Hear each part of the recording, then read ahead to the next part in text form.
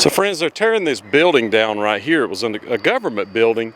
I'm not really sure what. I almost believe it was a jail. In fact, I can see bars up in there. If you look, I'm gonna zoom in. It looks like jail bars to me up in there. So we're gonna fly the Glory up and take a look and see what they're tearing down right here. There's a few lines and stuff around, so we got to be careful. Stay tuned, friends. So you see that stop sign right there hanging from those two lines. I actually hit that stop sign when I was coming back from the very end of this flight. I didn't capture it in the video, but I did hit it, unfortunately. And I'll show you after all this stuff what happened. This is, in fact, the jail that they're tearing down. I'm going to get up close. You're going to be able to look in there and see some bars. And this thing got torn down over a period of time, and I'm actually going to show you a couple of days after this how much progress they had made. A good portion of this building is gone in just a couple of days because I go back and fly over it again. But you can see the bars up in there, just clear as a bell. That was a jail cell, friends. And what they did was tore this thing down, and they're building a brand new jail here. So maybe one day I'll get a chance to go back over there and fly over it again, and the new jail, so you can kind of see what it looks like. But this, in fact, was a real, for real downtown jail in Nashville. So I am on that bench right down there. I'm going to show you something over here. Elvis played right here. That is Municipal Auditorium. Here is the tickets. July the 1st, 1973. Did 2 shows. It was a Sunday afternoon, 3 o'clock, and then that evening. This is a photo of him and Charlie Hodge that evening in Municipal. And under this is the Musicians Hall of Fame that I film in a whole lot. So if you ever get to Nashville, make sure you find that building and go in there and check it out. Not only is it a great museum, Elvis played here. And this is a few days later when I went back, and you can see that a good portion of it is gone. They're really making some headway now. I'm on the back side of it flying. Where I was flying from before was to straight ahead. And so I will actually spin around so you can see the other side of it. But a good part of that jail is gone now. And some of the parts that were in it, I was out there on a bench at that intersection on the far side flying before. And one thing I'm trying to do is make sure I don't hit that crane. And you can see that there's a flag on top of the crane. There's the river out there, the train trestle. And this is where we were at before on this side of the building, but you can see 2/3 of it are gone now. So they're making a lot of progress. So friends, we do the bridge ministry right here. That's the bridge, and you see there's old smokestacks there. And there's a homeless camp literally right there. They just set up in the woods. And I was thinking today how I've done so good and not crashed the drone. And a while ago when I was flying that jail, I was going to try to be sharp and come across under the lines and did not see one of them and hit it. And it looks like I only broke 2 props. I just hope I didn't damage anything right here. It doesn't look too bad, so hopefully I'm good to go. It did knock the battery out, so we're going to put her together and see if she'll fly. Stay tuned. Other props.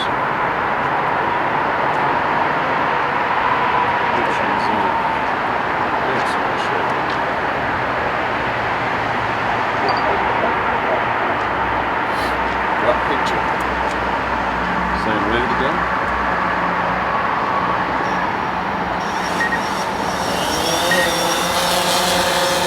Praise the Lord, it looks pretty stable.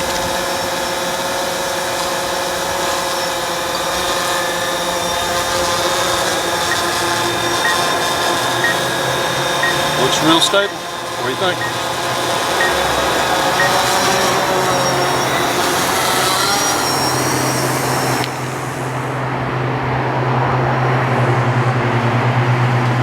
Helicopters flying over.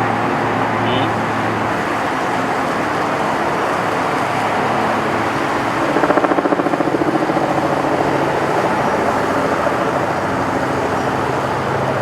So I was able to get the helicopters on on the drone. Yes, I was. You're just kind of flying around. So I'm gonna bring her back in and count my blessings today, friends, that I didn't destroy it. Yes, I am. Come on home there, Glory.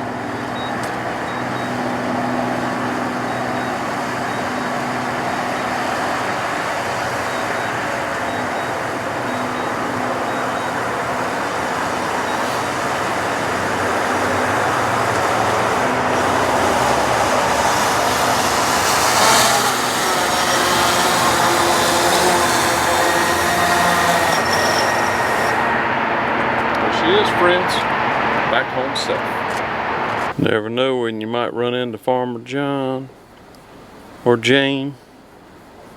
So friends, this is a monument to Coach Ed Temple. He's a Nashville and American legend, an embodiment of perseverance, determination, and success. He was a women's track coach at Tennessee State University from '53 to '94 and a coach of the U.S. Women's Olympic track team in 1960.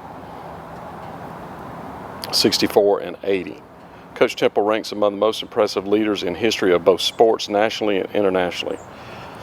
As important as his contributions on the track are the marks he left off of it.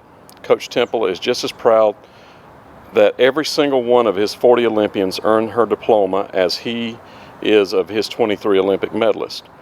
The success his program achieved as a historically black college operating in the Deep South during the days of Jim Crow is as much a testament to his strength and determination and that his Tiger Bells as any records they set on the track. Their records include 37 national championships. Coach Temple was elected to Tennessee and Pennsylvania Sports Hall of Fame and the U.S. Olympic Hall of Fame, only one of 3 coaches so honored, and received the inaugural Legends Award by the U.S. Track and Field Association in 2014. He was born in Harrisburg, Pennsylvania in 1927. He graduated from John Harris High School, where he was all-state in track and football. He received a BS degree from TSU in 1950 and an MS degree in 1953. He married fellow TSU graduate Charlie Law in 1950, who served as TSU's Director of Postal Services for 42 years. Mr. and Miss Temple have a daughter, Dr. Edwina Temple, and son, Lloyd Bernard Temple. Miss Temple passed away in 2008. And the sculpture of this is Brian Hanlon. And there is a nice bronze sculpture. It's pretty cool looking. And that's him with Edith McGuire, which is a gold medal and silver medal winner, and Wyoma Tyus. This is pretty cool, and that was in Tokyo, Japan. And in Rome, 1960, they won the gold medal 4x100 meter relay. Wilma Rudolph, which there's a boulevard here called Wilma Rudolph Boulevard. Lucinda Williams, Barbara Jones, and Martha Hudson. So there it is, friends. And that is found right here by the new First Tennessee ballpark. And we're going to talk a little bit about this ballpark today. I'm going to try to find some more information about this, and we'll go from there. Stay tuned, friends.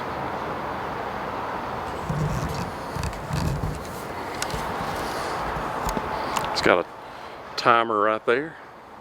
He's got a book right here. And he's got a wristwatch on.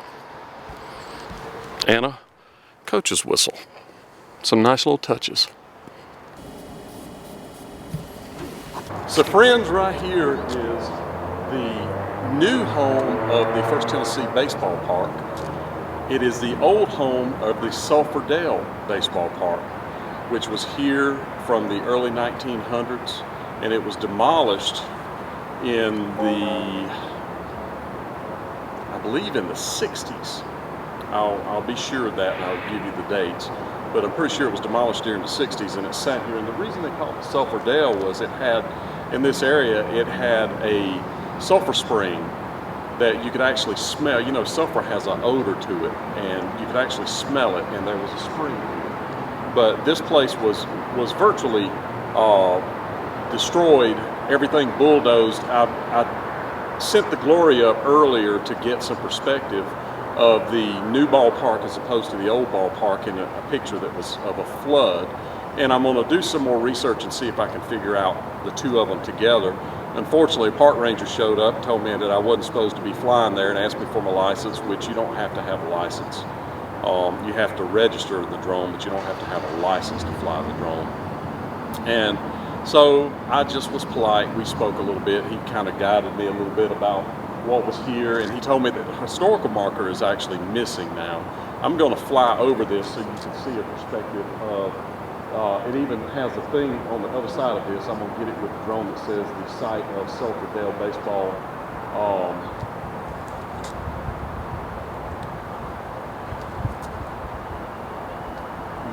I can't read it. So we're going to send the glory up and see what it says. Stay tuned, friends.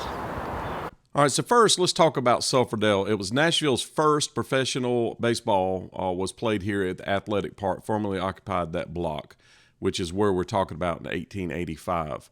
This was where the Nashville, basically an athletic area was. And they say that during the Civil War, the Union troops actually started teaching the locals how to play baseball here. And by 1963, it was the oldest playing ground still in use in professional baseball. And even Babe Ruth played here. And he normally played right field, but here he played left field because it smelled so bad in the right field. It was so close to the city dump, he moved.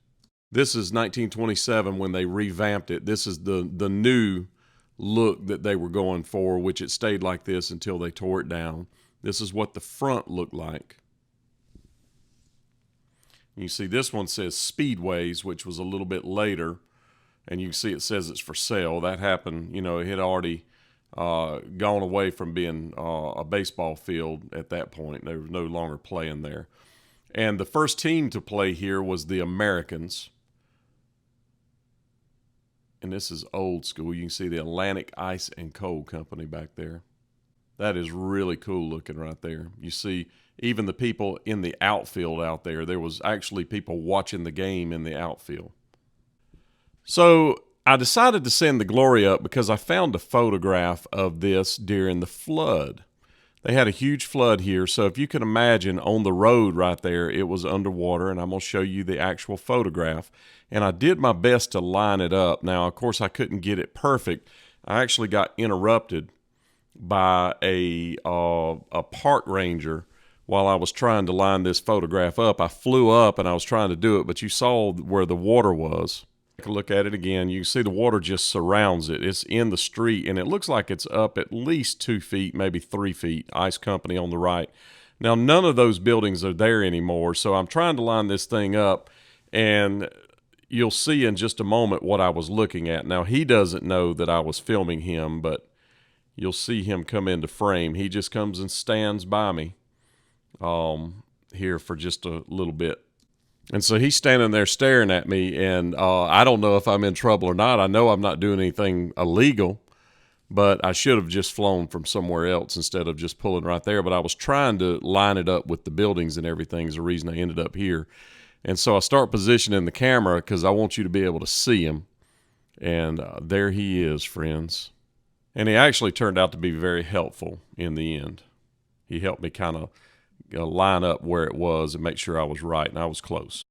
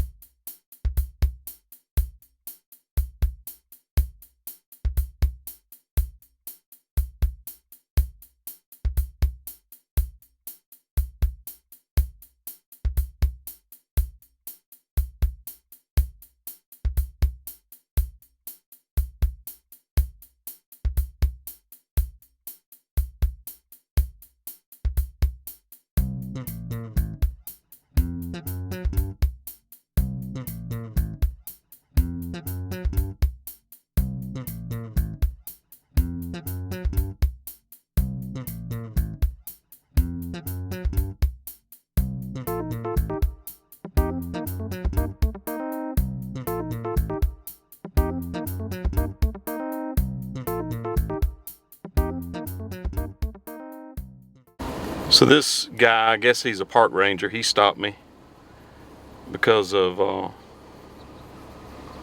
me flying the drone, and then there's somebody sick in this car right here, and the EMS is on the way. Not sure what all that's about, but they pulled up about time I did, or about time me and him were getting done. And this is an interesting area. You can see that this is the concrete company right here, and there's train tracks right here. I've never seen a train come through here. I don't think they do anymore, although the tracks are still here. And that's the Jefferson Street Bridge ahead of us. Then there's a smokestack right there, and there's condos built kind of under a cover right there beside it. And you see there's bars around it. This is kind of a rough little area. That's the Jefferson Street Bridge that we do the ministry under. But this little area right here, this big old smokestack that's here, is just kind of dead-ended. In fact, there used to be a hole in it. Boy, it's rough back here. I'm sorry I'm slinging my camera around so much. But there used to be a hole in the smokestack, and you can see that the ready mix company has covered it up with these stones right here. But you can see how tall that bad boy is. It's on up there. And they built this around it, and I believe that is an apartment complex. But from this side, you really can't see it. I think the entrance to it may be on the riverside. Of course, this flooded up here some when the big flood happened. See, these are the parts of Nashville, friends, that you would never get to see if you were a visitor. This apartment building is going up, and there was a big metal building right here that belonged to the ready mix company, and I think they may have sold the land for them to build another apartment complex right here on this corner. So I hope they made a bundle, and I bet they did. But this is under the bridge, and you see there's a walking path down there. So I'm gonna circle around there. I've never been able to see, I've never seen that that apartment complex from the other side, so let's go take a look. This is called the Riverfront Condos, and you can see that there's a big metal top on it, and basically what they did was kept the top, which I think used to be a factory, and they built condos inside of it. So they're actually out of the elements, out of the weather, which is an interesting concept.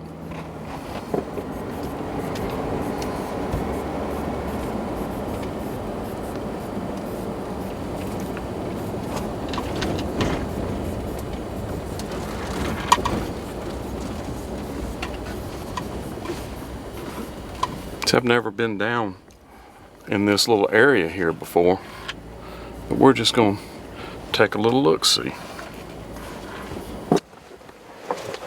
So this is kind of a fenced-in area to keep people out, but you can see the river is right down there, and they even have, looks like boat slips down there that were part of this place maybe, but not being used. And you can see those barges over there, and you see that thing is loaded down with grain or dirt, maybe sand. When that thing is not loaded down like that, it'll stick out of the water about 20 feet.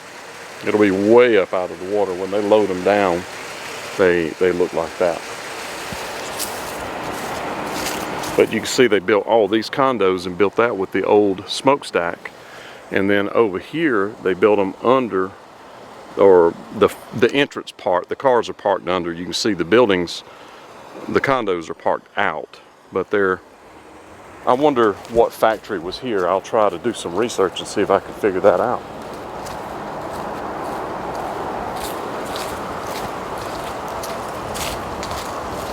But this is as riverfront can get. This is real riverfront, and the water did come up in here, by the way.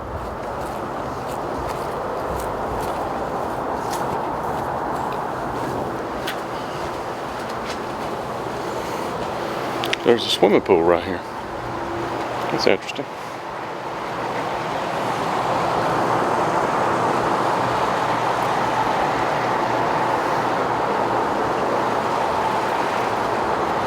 There's that smokestack.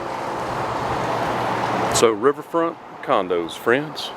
When they say riverfront, they mean it.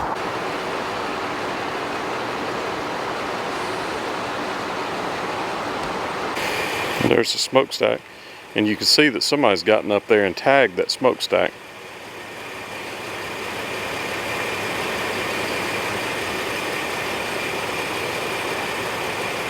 Right there.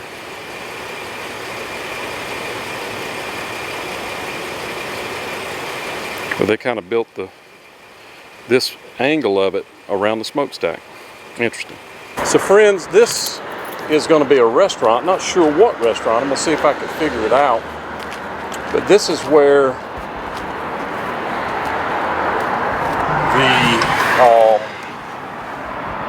there's nothing in there.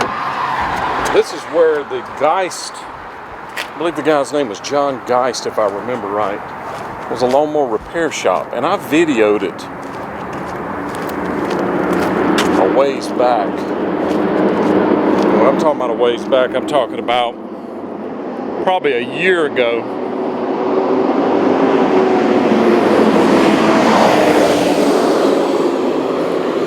And you can see that they're using the building. This lawnmower repair shop is going to be part of the restaurant, which is going to be pretty darn cool. Yeah, I've got video of this building before any of this went down.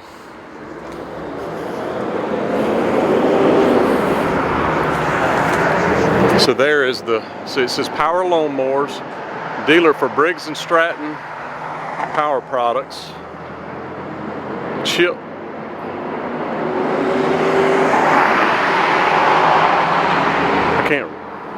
Chinton, Lawson, John Geist and Sons, 311 Jefferson Street, and the phone number was 242-2093. I'm not sure what that word right there is.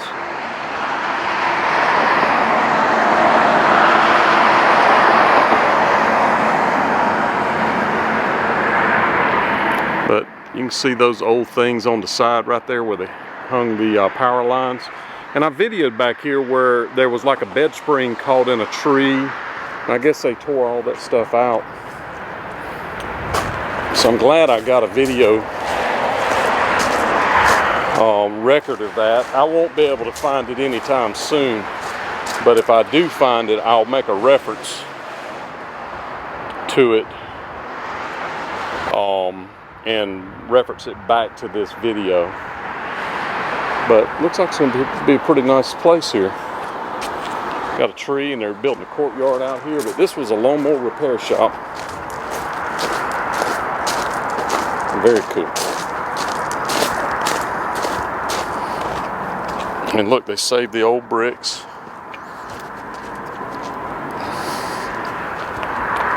Some of them.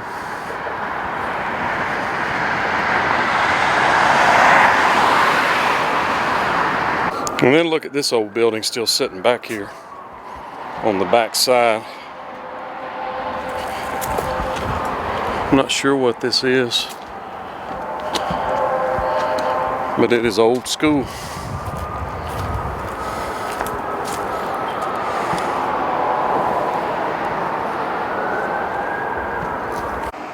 At one time that was a barber shop, or either a bursh,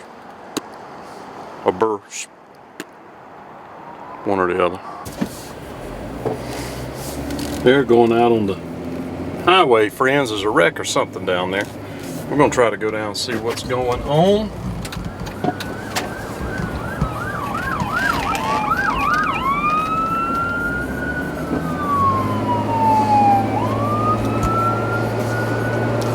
See if we can figure out what's happening down here.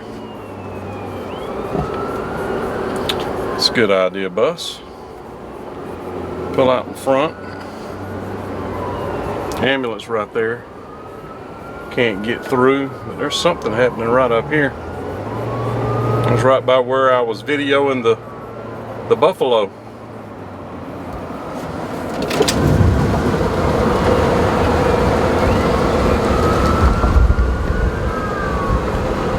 Big old wreck right there. Okay, friends, so idiots like this one right up here. You see these two cars are riding side by side. That one on the right literally slowed down because that car up on the far right up there was merging in, and when they did, the one in the silver car in the fast lane on the left slowed right down with them, well below the speed limit. And I don't know if this is you that's going to watch this video that's driving that car, but you're an absolute total blithering idiot. You see how they slowed way down now, and the white car is catching up with them, then they speed back up? That person right there needs to be slapped at 5. And what slapped at 5 is, at 5 o'clock you line up people and you start slapping them. See, now that I could have gone around him, he passes the other car and then gets right beside him and slows down again. You see this? Blithering idiot right there. Slapped at 5, friends. Line them up, let's slap them. Finally, the blithering idiot slides over. And so I'm gonna speed way up. Now look, I'm gassing it and barely able, because now that they've gotten past everybody, they're speeding way up. I'm running 80 now. So a while ago they were running 65, now they're running 80. Blithering idiot.